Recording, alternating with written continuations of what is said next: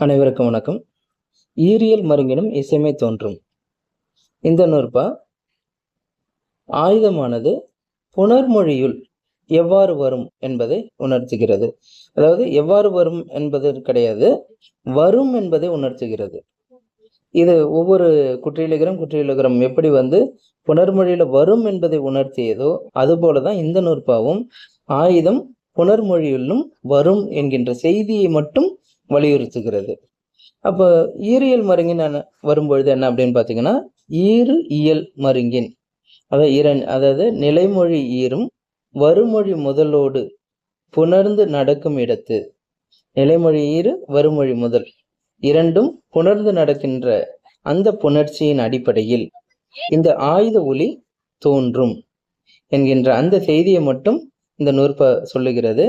அது எவ்வாறு வரும் என்பதெல்லாம் பின்னாடி நூற்பாக்கள்ல விளக்குறார் தொல்காப்பியர். எடுத்துக்காட்டு கக்ரு.